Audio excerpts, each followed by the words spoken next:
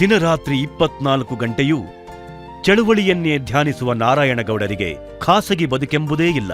ಕನ್ನಡ ಚಳುವಳಿಗೆ ತಮ್ಮ ಬದುಕನ್ನೇ ಮುಡಿಪಾಗಿಟ್ಟ ನಾರಾಯಣಗೌಡರು ತಮ್ಮ ಇಬ್ಬರೂ ಮಕ್ಕಳು ಹುಟ್ಟಿದಾಗಲೂ ಚಳುವಳಿಯ ಕಾರಣಕ್ಕೆ ಜೈಲಿನಲ್ಲಿದ್ದರು. ಒಬ್ಬ ನಾಯಕನಿಗೆ ಇದಕ್ಕಿಂತ ಹೆಚ್ಚಿನ ಬದ್ಧತೆ ಇರಲು ಸಾಧ್ಯವೇ? ಕನ್ನಡ ಪತ್ರಿಕೆಯನ್ನ ತರಿಸಿದ್ರೆ ಕನ್ನಡದವರ ತಲೆ ತೆಗಿತೀನಿ ಅಂತ ಅನ್ನೋ ಒಂದು ಸಂದರ್ಭದಲ್ಲಿ ಒಂದು ದೊಡ್ಡ ಕಾರಾಗಾರದಲ್ಲಿ ಅನಾಹುತ ಆಗಿತ್ತು.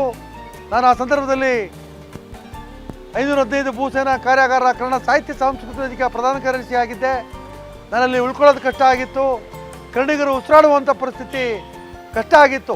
ಆ ಸಂದರ್ಭದಲ್ಲಿ ಸನ್ಮಾನ್ಯ ನಾರಾಯಣಗೌಡರು ಒಂದು ದೊಡ್ಡ ಪಡೆಯನ್ನು ಕಟ್ಟಿಕೊಂಡು ಹಲ್ಸೂರು ಪೊಲೀಸ್ ಠಾಣೆಯಲ್ಲಿ ಬಹುಶಃ 2ನೇ ಮಗು ಡೆಲಿವರಿ ಅವರ ಶ್ರೀಮತಿ ಡೆಲಿವರಿಗೆ ಹೋಗುವಂಥ ಸಂದರ್ಭದಲ್ಲಿ ಫೋನ್ ಕರೆಗಳು ಬಂದರೂ ಸಹ ಕನ್ನಡಿಗರು ಉಸಿರುಗಟ್ಟುವಂಥ ವಾತಾವರಣದಲ್ಲಿ ಬಂದು ನಮಗೆ ಅವರು ಬಲವನ್ನು ಕೊಟ್ಟು ಒಂದು ರಕ್ಷಣಾ ಇಲಾಖೆಯಲ್ಲಿ ಕನ್ನಡದ ಪತಾಕೆಯನ್ನು ಹಾರಿಸುವಂಥ ಮತ್ತು ಸ್ಥಳೀಯರಿಗೆ ನೆಲದ ಮಕ್ಕಳಿಗೆ ಕೆಲಸವನ್ನು ಕೊಡುವಂಥ ವಿಚಾರದಲ್ಲಿ ಸಂಪೂರ್ಣವಾಗಿ ಕನ್ನಡಿಗರಿಗೆ ಒಂದು ನೆಲೆಯನ್ನು ಕೊಟ್ಟರು. ಅವರು ಕಟಿಂಗ್ ಶೇವಿಂಗ್ ಅಂತ ಹೋಗಿದ್ರು. ಆಗ ಒಂದು 6 ಗಂಟೆಗೆ ಎದ್ದು ಹೋಗಿದ್ರು.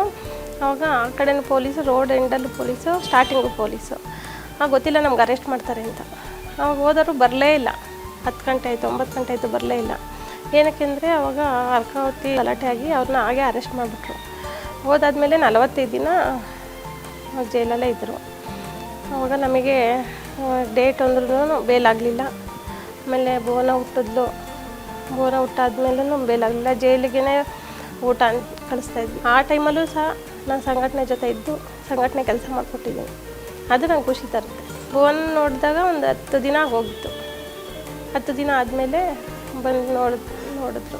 ಒಬ್ಬ ನಾಯಕನ ಹೋರಾಟದ ಬದುಕಲ್ಲಿ ಜೈಲಲ್ಲಿದ್ದಾಗ ತನ್ನ 2 ಮಕ್ಕಳು ಜನಿಸಿದ್ದಾರೆ ಅಂದರೆ ಅವರ ನಿಜವಾದ ಬದ್ಧತೆಯನ್ನು ತೋರಿಸುತ್ತೆ. ಒಂದು ತಿಂಗಳು 15 ದಿನ ಆಗಲಿಲ್ಲ ಕಾವೇರಿ ಹೋರಾಟದಲ್ಲಿ ನೀವು ಬಿಡುಗಡೆ ಆಗಿ ತಿರ್ಗಾ ಜೈಲಿಗೆ ಬಂದಿರಲ್ಲ. ಹುಟ್ಟಿದ ಮಗು 1 ತಿಂಗಳಾಯಿತು. ಹೆಂಡ್ತಿ ಮಕ್ಕಳು ಬಂದು ಬಳಗಲ್ಲ ಮರೆತುಬಿಟ್ಟಿದ್ದೀರಲ್ಲ. ಈ ನಾಡಿಗಾಗಿ, ಈ ರೈತರಿಗಾಗಿ ಪ್ರಾಣವನ್ನೇ ಕೊಡ್ತಾ ಇದ್ದೀರಾ. ನಿಮ್ಗೆ ಏನಪ್ಪ ನಾನು ಹೇಳೋಣ? ಇಲ್ಲ, ಈ ನಾಡನ್ನು ಒಂದು ಬಲಿಷ್ಠವಾಗಿ ನಾನು ಕಟ್ಟಬೇಕು, ಅಲ್ಲಿವರೆಗೂ ನಾನು ನಿದ್ದೆ ಮಾಡಲ್ಲ ಅಂತ ಹೇಳಿ 14 ವರ್ಷ ಅವರು ಹಗಲು ರಾತ್ರಿ ನಿದ್ದೆ ಇಲ್ಲದೆ ಒಂದು ರಕ್ಷಣಾ ವೇದಿಕೆಯನ್ನು ಇಡೀ ರಾಜ್ಯದಲ್ಲಿ ಕಟ್ತಾರೆ. ಭರತ್ ಹುಟ್ಟಾಗಲೂ ಅಷ್ಟೇ. ಭರತ್ ಹುಟ್ಟಿದಾಗ ಕಾವೇರಿ ಗಲಾಟೆಯಲ್ಲಿ ಒಳಗಡೆ ಹೋಗಿದ್ರು. ಅವಾಗ 22 ದಿನ ಅನಿಸುತ್ತೆ. ಆಮೇಲೆ ಹುಷಾರಿಲ್ದಂಗೆ ಆಗಿತ್ತು ಗೌಡ್ರಿಗೆ ಜೈಲಲ್ಲೇ. ಆವಾಗ ಹಾಸ್ಪಿಟ್ಲಿಗೆ ಕರ್ಕೊಂಡ್ಬಂದಿದ್ರು. ನಾವು ಭರತ್ನೇ 5 ದಿನ ಆದಮೇಲೆ ಪಾಪನೇ ಕರ್ಕೊಂಡೋಗಿ ಗೌಡ್ರಿಗೆ ತೋರಿಸಿದ್ವಿ. ಗೌಡ್ರದ್ದು ವೈಯಕ್ತಿಕ ಬದುಕಿಗೆ ಇರಲ್ಲ. ನಾನು ಕಂಡಂಗೆ ಅವ್ರ ಮಕ್ಕಳದ್ದು 2-3 ಸತಿ ಬರ್ತಡೇ ಇತ್ತು.